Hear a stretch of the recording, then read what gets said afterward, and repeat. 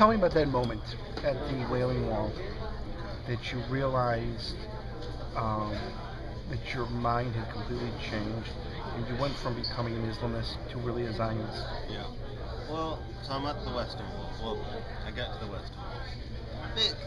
Look, I knew what the Western Wall was. I didn't really know much about Judaism at that point. Very basic.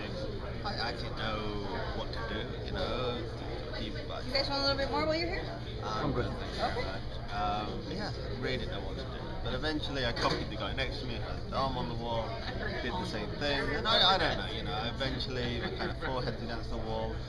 And the only way I can explain it was, it's like how I explain social media. Social media is a lot of noise. It's a lot of external noise. Everybody's got an opinion, and your mind is sometimes like that. You've got so much going on.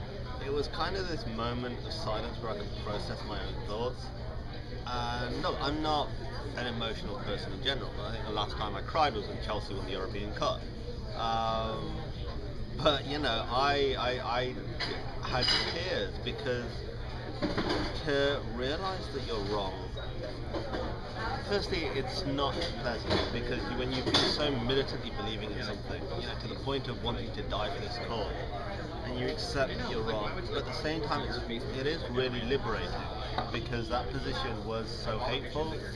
So it was. I don't want to get all kind of dramatic but it was. It kind of shapes you to the core, and it's almost like being reinvigorated with a new kind of purpose to kind of fight against the hatred that in many ways I propagated. Mm-hmm. Let's talk about that for a second, the hatred. You had said, explain, you actually came close to going to a terrorist training camp. Yeah. Explain that and kind of like what led you to that point and then really started your way back to where we're at today. Well, as I became more active in the anti-Israel movement, one of the things is you're constantly bombarded with hatred and propaganda. Really graphic images, stories of this has been done, that has been done, and all these things. So it builds up, it builds up and you're constantly hearing it, so you want to take action. And the more extreme the propaganda, the more extreme your views become, the more helpless you feel, the more radical your reaction is.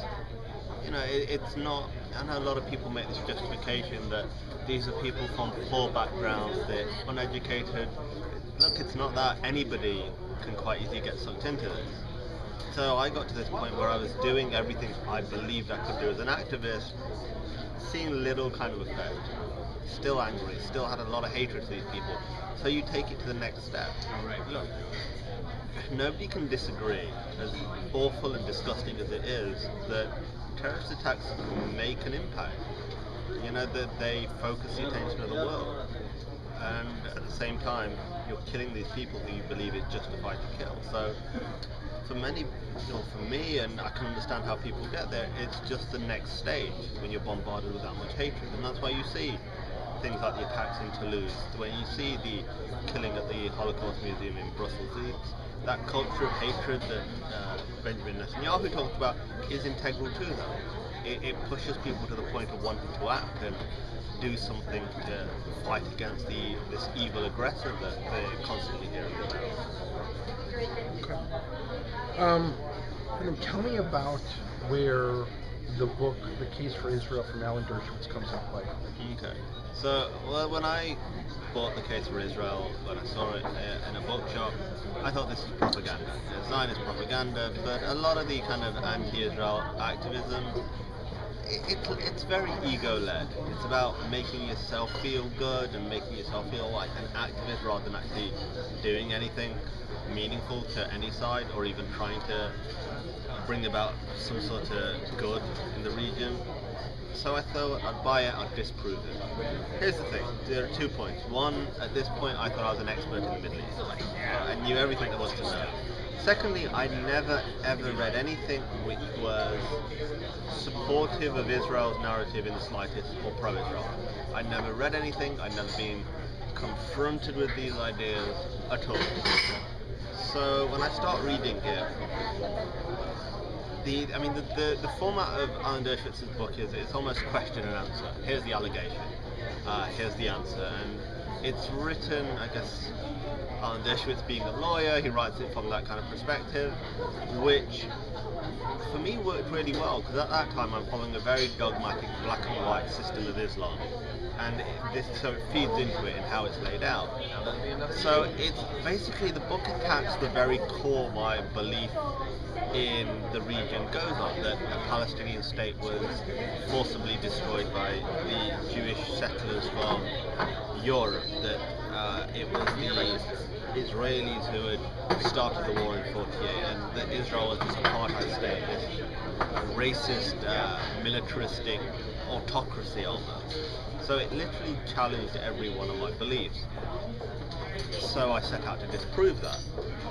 And when you start reading a lot of books, general, and it already changed my way of thinking in a way, because it made me look at it through a different lens. So when I'm reading books which are written as counter-arguments to the book, you then see through the emotive kind of rantings of some authors which don't actually have any facts in them. And so that played a fundamental, well, that was the starting point, really.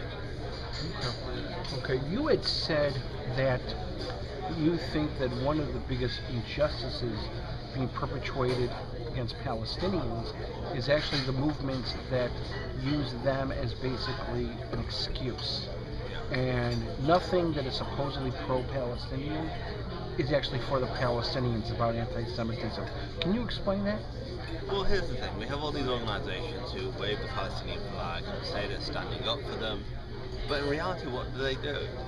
When you send an aid convoy to Gaza, all you're doing is propping up Hamas. When you are staying completely silent when Palestinian officials embezzle millions of dollars, you know, the amount of aid which has gone to that region, the amount of aid that has gone to that region is astronomical, but there's no real development that's happened. The injustice of children being brought up with this hate education, it's disgusting, but nobody speaks out about that. Nobody talks about any injustices happening to Palestinians from their own leaders, from the Arab states, who treat them not even like second-class citizens, but it's only campaigns are done to target, delegitimize and marginalize Israel. And you have to ask, if you really care about the Palestinians, why are you not actually doing anything for them? You know, you spend, I don't know how much these apartheid walls they build must cost on campus. How many people could you fed with that? Realistically, you know, let's be honest. It's, I don't know, people need to really get their priorities right. And if they really care about human rights and humans, like they say, back it up with action. And that's one of the kind of frustrating things. People have this really loaded rhetoric when it comes to the Middle East. These hugely inflammatory statements which are defaming Israel. But when it comes down to it, it's just spreading hate. If they, like when they talk about BDS boycotting Israel, okay? Firstly, many Palestinians benefit from Israeli companies that they want to boycott. Firstly. Secondly, if that's what they really believe, and I said this at the University of Chicago, the moment you stop using every single piece of Israeli developed, produced, manufactured technology, I will respect you. Then I'll go, fair enough, you guys, at least you've got, you know, you're standing up, but you're using laptops and cell phones to propagate this, so what are you talking about? It's just so ridiculous, it's beyond hypocritical. Finally, what do you want people to get out of what you are doing? What's your goal or hope that you can change? There are a few different things I hope to achieve.